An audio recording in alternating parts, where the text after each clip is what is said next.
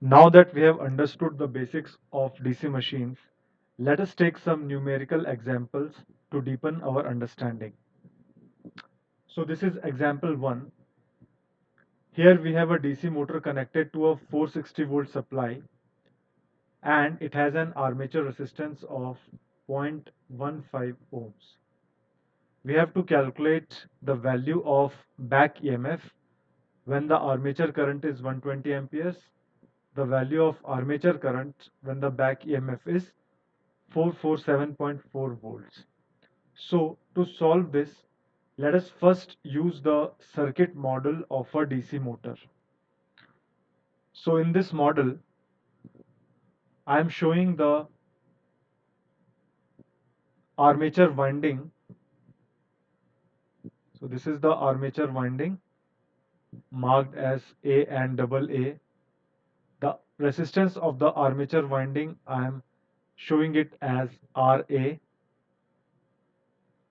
The supplied voltage, I am calling it VT, the terminal voltage, which is here 460 volts. Now this armature resistance is given as 0.15 ohms. So we know that a back EMF will be induced here. I am writing it as EB, which will oppose the terminal voltage. So let us apply KVL in this loop when this armature current is IA. So I am applying KVL in this loop taking a clockwise direction. So the equation will be minus 460 volts plus IARA plus EB equals 0. Right? So in the first case, it is given that the armature current IA is 120 amperes and we are required to calculate the back EMF. So from the above equation, we have the back EMF as 460 minus IA, that is 120 amperes, and RA, that is 0.5. So this 0.15 ohms. So this back EMF will be in volts, and this answer after calculation comes out to be 442 volts. So this will be the answer. In the second bit, we are asked to calculate the armature current IA when the back EMF EB is given to be 447.4 volts. So again, using the above expression, we can write IA as 460 minus EB divided by RA. So here EB is known, it is equal to 447.4 volts, and RA is also known, which is 0.15 ohms. So this armature current will be in amperes, and once we do the calculations, this armature current in this case comes out to be 84 amperes. So this will be the answer. Let us take one more example. Here a shunt generator delivers 450 amperes at 230 volts. The resistance of the shunt field and armature are 50 ohms and 0.03 ohms respectively. Here we are required to calculate the generated EMF. So first of all, let us make the circuit model of this generator. So it is a shunt generator and it is delivering current to a load. So I am showing the load here. The current through this load is 450 amperes. The voltage is also given. It is at 230 volts. So I am calling it the terminal voltage VT, and it is given to be 230 volts. Now this is a shunt generator, which means that the armature and the field coils, they are in parallel to each other. So I am showing the armature resistance and the armature here, A double A. This is a generator. So this is the armature resistance. It is given to be 0.03 ohms. The field winding is in parallel. So I'm showing the field resistance as RSH for shunt. So this is the field winding Z double Z. This shunt resistance is given here as 50 ohms. So this current is known here. This is 450 amperes. Let us assume that the armature current is IA and the field current is ISH. Now we know that the potential difference across the field winding is 230 volts. So the field current can be directly calculated as ISH is equal to the terminal voltage divided by the value of shunt resistance. So here it is 230 divided by 50. This will be in amperes and it comes out to be 4.6 amperes. Also, if we apply KCL at this junction, let us call it junction Q. So at junction Q, we have IA is equal to 450 plus ISH. Now ISH is also known, so the armature current comes out to be 454.6 amperes. Now we are required to calculate the generated voltage. This generated voltage is shown across the terminals A and AA and I am calling it EG.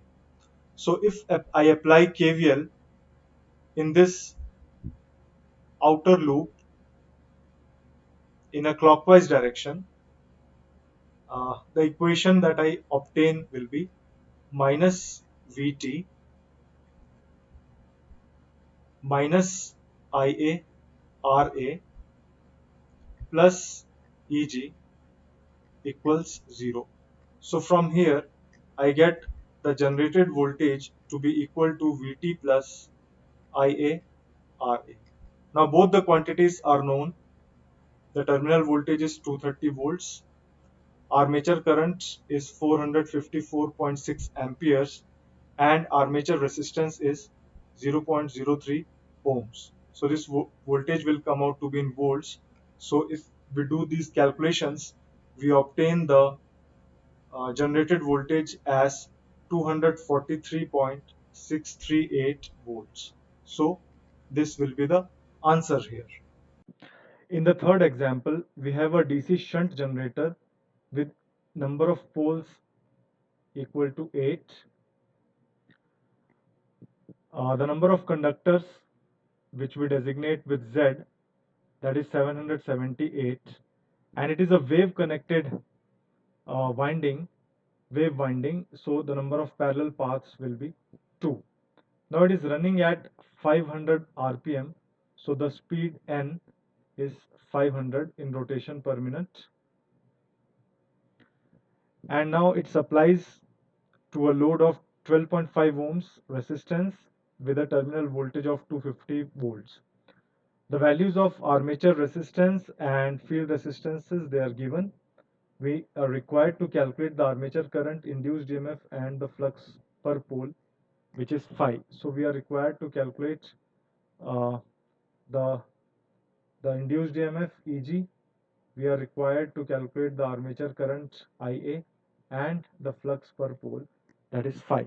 So first of all, let us make the circuit model. So I have a load here and the load resistance is given to be 12.5 ohms. The voltage across the load, which we call as Vt, that is also given, which is 250 volts. Now since this is a shunt generator, we have the field winding in parallel with the armature. So I am showing the field winding as RSH, and this resistance is given to be 250 ohms. So this is the armature winding AAA. The armature resistance RA is given as 0.24 ohms. So let us assume that the armature current is IA, the field current is ISH, and the load current as IL. So the load current can be directly calculated here. This load current will be the voltage across the load divided by its resistance. So that is 250 by 12.5. This will be in amperes, and it comes out to be 20 amperes. So this load current is 20 amperes. Similarly, the field current ISH can be calculated as Vt divided by RSH. So this comes out to be 250 volts divided by 250 ohms. So this is 1 amps. So the ISH is also known, it is 1 amperes. So here if we apply KCL, we see that this IA is equal to IL plus ISH. This IA is equal to IL plus ISH, and both the values are known. So this is 20 plus 1 amperes. So the armature current is 21 amperes. So this is one of the answers. Now to calculate the back EMF, the generated EMF, which is generated across A and AA, let us apply KVL in this outer loop. So applying KVL, I get minus VT minus IARA plus EG equals 0. So from here, I get EG, which is the generated EMF, as Vt plus IARA. All these values are known. So if we do the calculations, we get the uh, generated EMF as 255.04 volts. So this will be the other answer. Now we are required to calculate the flux per pole. We know the expression Eg in terms of the parameters of the machine. So this is P phi NZ by 60A. So I have already mentioned these values, and phi can be calculated as Eg into 60. Number of parallel paths here is 2. This is divided by number of poles, which is 8, the speed in RPM, which is 500 RPM, and the number of conductors, which is 778. So if we do the calculations with Eg equal to 255.04, we get this uh, flux as 9.83 milliwebers. Finally, let us take an example of a DC series motor. Here, the number of poles is given to be 4. Since the winding is of wave type, we have number of parallel paths equal to 2. The number of conductors, which we designate with Z, is 782. The armature and series field resistance, that is combined, given to be 0.75. So if the armature resistance is Ra and the series resistance is Rse, their sum is given to be 0.75 ohms. The armature current is given here as 40 amperes. We are required to calculate the speed and the torque. The flux is given to be 25 milliwebers. So let us first show the circuit model of this motor. So a supply of 250 volts is given to it. Since it is a series motor, the field winding, which I am showing with Y is in series with the armature, which I am showing with AA. This is the motor, and here I am showing the armature resistance RA. So this is how the circuit model will look like. This is the series resistance RSE, and this is the armature current. The back EMF will be shown across these two terminals A and AA. which is EB here. So now if we write KVL for this loop in a clockwise direction, the equation will be minus 250 uh, plus RSEIA plus RAIA plus EB equals 0. So from here we can obtain the value of EB as 250 minus IA into RA plus RSE. So all the values are known here. The armature current is given to be 40 and some of these resistances is given to be 0.75 ohms. So this back EMF can be calculated to be equal to 220 volts.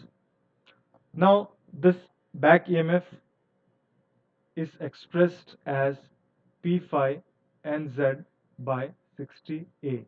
All the values are known here except the speed in RPM. So if we do the calculations and substitute all these values, the speed will be calculated to be equal to 337.595. This will be in rotation per minute. This speed can also be calculated in radian per second, and that omega will be equal to 2 pi n divided by 60.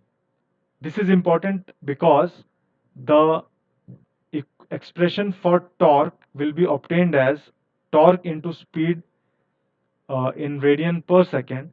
That will be equal to the supplied power to the armature, which the in electrical terms happens to be back EMF multiplied with IA. Now since we know all these quantities, we can calculate the torque. It will be equal to uh, EB into IA divided by omega.